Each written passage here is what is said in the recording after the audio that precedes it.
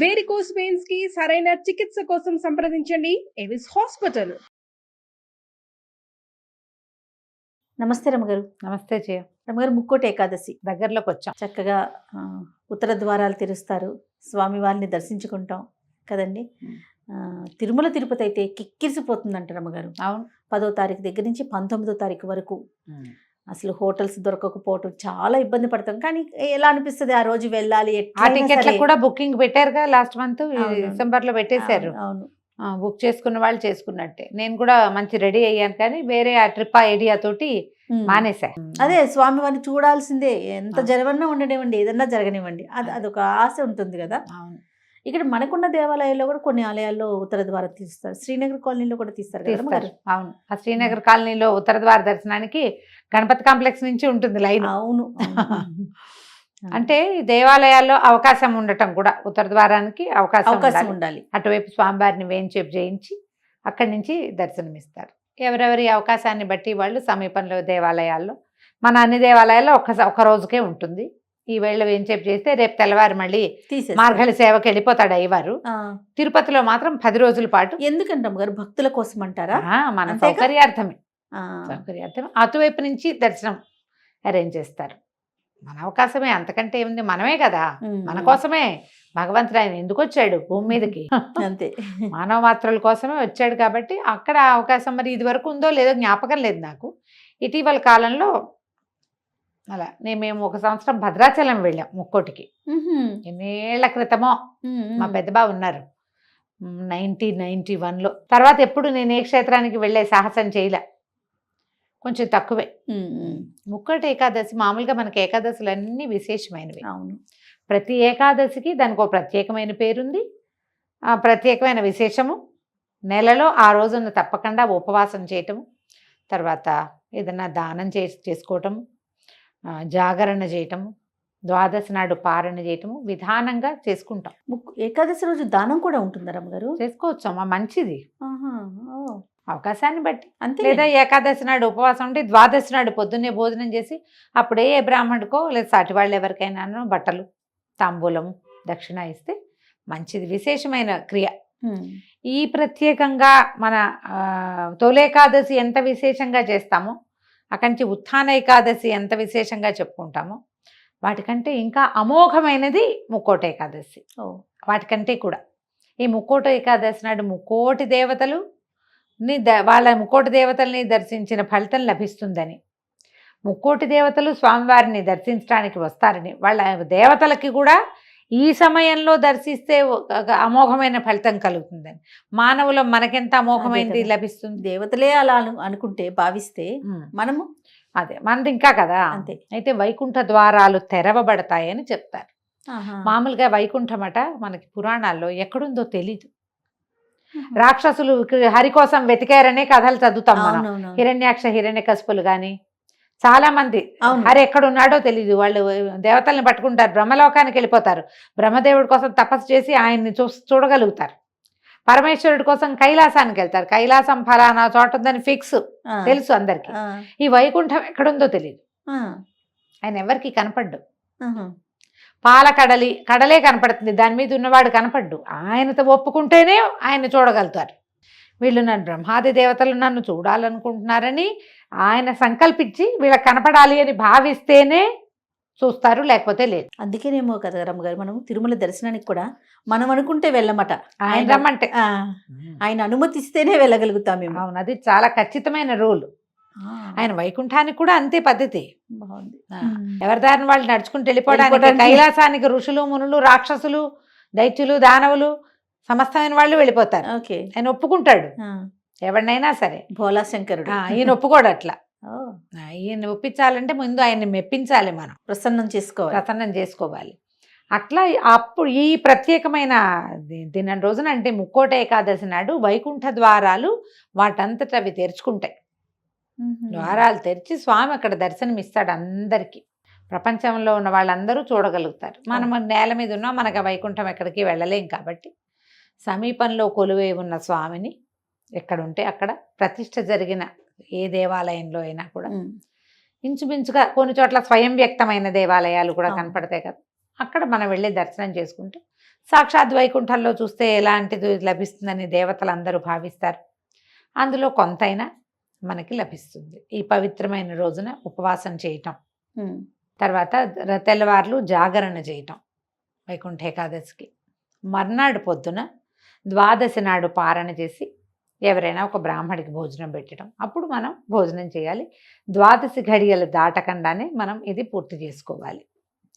ఏటా చేసేది. ఇది వరకటికి మనకి ఇప్పుడు వచ్చిన తేడా ఏంటంటే, ఇది వరకు ఏదో ఒక గుడికి వెళ్ళి ఒక దర్శనం చేసుకుంటే చేసుకున్నట్టు, చేసుకోకపోతే ఇంట్లోనే ఒక దండం పెట్టుకున్నట్టు. తెల్లవారు 6 నుంచి ఇంకా 6 కంటే ముందే కూడా నా లెక్క అయితే 6 టీవీ పెట్టామంటే అలా అన్ని దేవాలయాల్లో వైకుంఠ ద్వార దర్శనాలు అమోఘంగా అవుతాయి. చక్కగా భద్రాచలం దగ్గర నుంచి చూపిస్తారు, ఈ ఒంటిమిట్ట రామాలయాలు అవి చూపిస్తారు. మన సమీపంలో చుట్టుపక్కల ఉన్న మంచి మంచి విష్ణువాలయాలు పెద్ద పెద్దవి అన్ని చోట్ల కూడా ఆ దర్శనం దొరికేస్తారు. సోషల్ మీడియా వచ్చాక మనకు వచ్చిన అద్భుతమైన వెసులుబాటు ఏంటంటే, ఏ దేవాలయంలోనూ మనం అంత స్పష్టమైన దర్శనం చేసుకోలేకపోతాం. ఇట్లా చూసి వచ్చేస్తాం. అలా చూసి శంఖం చక్రం కన్ను పెదివి ఏం చూస్తాం, ఏ విగ్రహాలకి ఏమీ చూడలేం. కానీ కెమెరా రావటం వల్ల ఇదన్నిటిని క్యాప్చర్ చేస్తుంది చక్కగా, క్లియర్గా క్లారిటీతో క్లారిటీతోటి. అయ్యవారి కిరీటంలో ఎన్నెన్ని వజ్రాలు, ఎన్నెన్ని కెంపులు, ఎన్నెన్ని వైఢూర్యాలు ఉన్నాయో. ఆయన ఇటు నవ్వేడా, ఏ బుగ్గ పైకి లేచి నవ్వు మొహం కనపడుతోందో. హారతి ఇచ్చేసరికి నేత్రాలు పైకి కిందకి అవుతున్నాయి. చాలా దేవాలయాల్లో మనకు అసలు మనం అలంకారమే చూస్తాం. ఇప్పుడు అక్కడికి వెళ్తామా, మైసూరు చాముండి, అసలు చాముండి అమ్మవారు అది ఏమిటో తెలీదు, ఊరికే అలా చూసి వస్తాం. చిట్టి ప్రతిమ అమ్మవారి బుజ్జి చేసి ఇంతే ఉంటుంది. అలంకారం ఎంత ఉంటుంది, కన్ను పొడుచుకున్న అదేమిటో తెలియదమ్మా. అక్కడ 5 నిమిషాలు 10 నిమిషాలు నుంచుంటే ఏదో ఒక రేఖా మాత్రంగా స్వరూపం కనిపిస్తుంది. మన కెమెరా వచ్చాక ఆ చిట్టి జేజి ఆవిడ కళ్ళు, ముక్కు, మూతి, పెదవులు, నవ్వు చక్కగా పువ్వు కాయ ఏమేం పెట్టారో అవన్నీ. పద్మావతి దేవిని అమ్మవారిని ఎన్నిసార్లు వెళ్ళి ఉంటాను జయ నేను. అలవేలు మంగాపురం తిరుపతిలో ఉన్నప్పుడు వారానికి 3 సార్లు కూడా వెళ్ళిపోతుండేదాన్ని. కానీ ఎప్పుడు అవన్నీ అత్యంత స్పష్టమైన దర్శనాలు ఇప్పుడు మనకి కుదురుతున్నాయి కెమెరా వెళ్ళటం వల్ల. అసలు చక్కగా చిన్న సొట్టలున్న స్వరూపము, నేత్రాలు, మధ్యలో ఈ అభిషేకం చేస్తారు. అభిషేకం చేసినప్పుడు ఇట్లా నేత్రాల స్వరూపం కనపడుతుంది. మామూలుగా అంత స్పష్టమైన ముఖ కవళికలుగా మనకు తోచవు, కానీ ఈ పసుపు నీరు గంధం నీరు పడేసరికి స్పష్టత రేఖలు కనపడుతుంటాయి క్లియర్గా. ఎంత లక్షణంగా దర్శనం అవుతుందో. ఎందుకు ఎక్కడికైనా పరిగెత్తడం, హాయిగా టీవీ పెట్టి కూర్చుని చకచకా పనిచేసేసుకుని. నేనైతే 100% టీవీ దగ్గరే ఉంటా జయ. కళ్యాణాల వేళలప్పుడు అన్ని కళ్యాణాలు నేను టీవీలోనే చూస్తా. ఇంకా అక్కడికి పరిగెత్తుకెళ్దాం అయితే ఉండదు, పరిగెత్తుకెళ్దామని. కానీ ఎప్పుడైనా సరే క్షేత్రంలో దర్శనం, సన్నిధిలో ఉండటం అనేది మహాద్భుతం. జీవితంలో 1-2 సార్లు చేస్తే చాలా ప్రతిసారి పరిగెత్తక్కర్లా. ఓసారి వెళ్ళి ఒక్కసారైనా మనం సన్నిధిలో ఆ అనుభవాన్ని, ఆ అనుభూతిని మనం స్వయంగా ఆ మంత్రం చెవిని పడ్డం, ఆ క్రియ మనమే నేకడైతే కంటితోటి, వాడెవరో కెమెరాతో తీసింది మనం చూడటం కాకుండా చూడాలి. మన ప్రెజెన్స్, మన ఆత్మ అక్కడ ఏమవుతుంది, అది ఆరా పుల్ అవుతుంది మంది. మన ఆత్మ పరమాత్మకి దగ్గర అవుతుంది. అవును, ఇది మంచిదే. కానీ మనకున్న అవకాశాన్ని వాడుకోండి. ముక్కోట ఏకాదశి అత్యద్భుతమైన ఏకాదశి. ఒకవేళ ఇన్ని ఏకాదశుల్లో ఈ నెలకు వచ్చేటువంటి 2, 2, 12, 24 ఏకాదశుల్లో మీరు ఏ ఏకాదశి నాడు ఉపవాసం ఉండకపోయినా, మీకు కుదరకపోయినా, ముక్కోటి ఏకాదశి నాడు ఉపవసించండి. కనీసం అన్నం మానేయండి. ఇంకేదైనా భిన్నం తినండి. మాత్రలు వేసుకుంటారు, మందులు వేసుకుంటారు, పని చేసుకుంటారు, అలసిపోతారు, కాబట్టి ఆకలికి ఉండలేరు. చిన్నపిల్లలు ఉన్నారు, మీకు పెద్ద వయసు ఉంది, ఏ కారణమై ఉన్నా కూడా ఏదైనా ఒక భిన్నమైంది తినండి. ముక్కోటి ఏకాదశి నాడు సాధ్యమైనంత తక్కువ మాట్లాడండి. వీలైనన్ని సార్లు హరినామస్మరణ చేసుకోండి. ఏదో టీవీలో అది మోగుతుంటే కనీసం ఓసారైనా కన్ను దాని మీదకి వెళ్తుంది. ఏదో గోవిందనామాలు కానీ ఏమైనా అట్టి పెట్టుకోండి, అవి వింటూ ఉంటాం. భగవన్నామస్మరణ చేయటము అత్యద్భుతమైన ఫలితాన్ని ఇస్తుంది. నువ్వు చూసినా చూడకపోయినా, గుళ్ళోకి వెళ్ళినా వెళ్ళకపోయినా, ఉపవాసం చేసినా చెయ్యకపోయినా, నామస్మరణే, భగవన్నామస్మరణే అత్యద్భుతమైన ఫలితాన్ని ఇస్తుంది ఈ కాలంలో. వీలైనంత నామస్మరణ చేసుకోండి. అవకాశం లభిస్తే ఏదైనా ఒక దేవాలయానికి వెళ్ళి దర్శనం చేసుకుని రండి. ఏకాదశి ఎలా వచ్చింది ఎట్లా అనేది మనం ప్రతిసారి చెప్తూనే ఉన్నాం. అందుకని ముక్కోటి ఏకాదశి ప్రాశస్త్యము ఇంకా అలా కాకుండా కనీసం ఇట్లా చేయండి. పర్వదినాలలో సాధ్యమైనంత తక్కువ మాట్లాడి ఎక్కువ భగవన్నామస్మరణ చేసే అవకాశాన్ని తీసుకోండి. ఈ 10వ తారీఖు మొత్తం ఉపవాసం ఉంటే 11వ తారీఖు ఉదయం 12 గడియలు దాటకుండా భోజనం చేయండి. ఎవరైనా కుదిరితే కనుక ఎవరికైనా భోజనం పెట్టండి. ఒకవేళ అలా మన ఇంట్లో భోజనం పెట్టే అవకాశం కుదరకపోతే ఏ దేవాలయంలోనో అన్నదాన ఇవి జరిగిన చోట ఎక్కడో చోట అన్నదానం జరిగే చోట కొంత అమౌంట్ని అక్కడ పంపించండి. అన్ని చోట్ల అన్నదానం జరుగుతుంది. మీ పేరున జరిగినట్టే మన ప్రయత్నంతో జరుగుతుంది కాబట్టి అట్లా ఏదైనా చేసుకోవచ్చు. ద్వాదశి నాడు మీరు ఇది ఇవ్వచ్చు, మన మోయిని ఇవ్వచ్చు, ఎలా మన స్వయం పాకం ఇస్తాం, ఎవరికైనా స్వయం పాకం ఇవ్వచ్చు, వస్త్రాలు ఇవ్వచ్చు, పళ్ళు ఇవ్వచ్చు, ధాన్యం ఇవ్వచ్చు. పైగా ఇది మనకి ఈ కాలం కాబట్టి, ధనుర్మాస కాలం కాబట్టి ఈ కాలంలో మీరు విశేషంగా ఏది ఇచ్చినా ఫలితం లభిస్తుంది. తర్వాత సాధారణంగా అందరికీ ఏమని ఉంటుందంటే ఒక ప్రశ్న ఉంటుంది.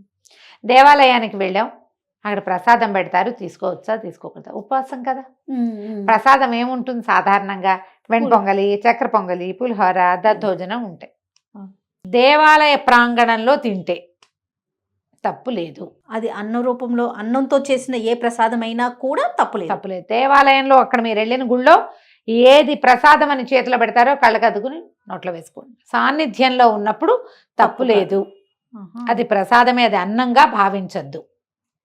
స్వామివారి ప్రసాదం వారికి నివేదింపబడింది, సూక్ష్మాంశంలో స్వామి గ్రహించింది, అది పవిత్రమైపోయినట్టే. దానికి బియ్యపు భావన అవి ఏముండవు. ఇంకా ఆలోచించకుండా ప్రసాదం తీసుకోండి. మీరు ఇంటికి తెచ్చి కవర్లో ఇది తింటే మాత్రం తప్పు, అది చేయొద్దు. సన్నిధిలో తీసుకోవచ్చు. చేతులు మారితే దాని రూపం మారిపోతుంది. లోపల అయితే మాత్రం తప్పకుండా తీసుకోవచ్చు. ప్రసాదంగా తీసుకోండి, ఫలహారం చేయొచ్చు. చక్కగా ఈ ముక్కోటి ఏకాదశిని సుసంపన్నం చేసుకోండి. ఏడాదికి ఒక్కసారే వస్తుంది. తప్పకుండా రమ్మగారు, ఎక్కడ కుదిరితే అక్కడ దేవాలయ దర్శనం చేసుకోండి. అయితే రమ్మగారు, అన్నం మాత్రం తీసుకోవద్దు, ఇంకా తప్పకపోతే భిన్నంగా ఏదైనా తినండి అని చెప్తా ఉన్నారు. దీనికి ఏమైనా ప్రత్యేకమైన కారణం ఉందా? మురాసురుడిని సంహరించడానికే ఏకాదశి శక్తి బయటకు వచ్చింది స్వామివారిలోంచి.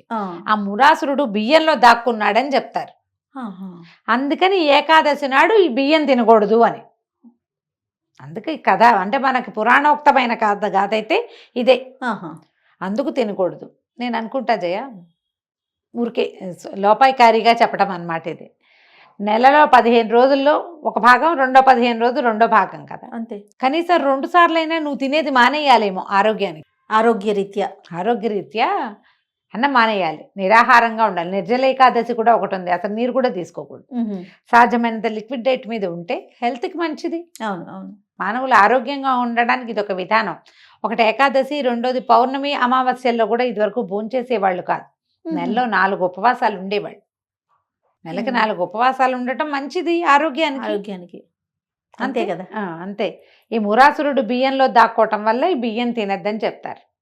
అదే విధానం. నమస్తే రమ్మగారు. నమస్తే జయ.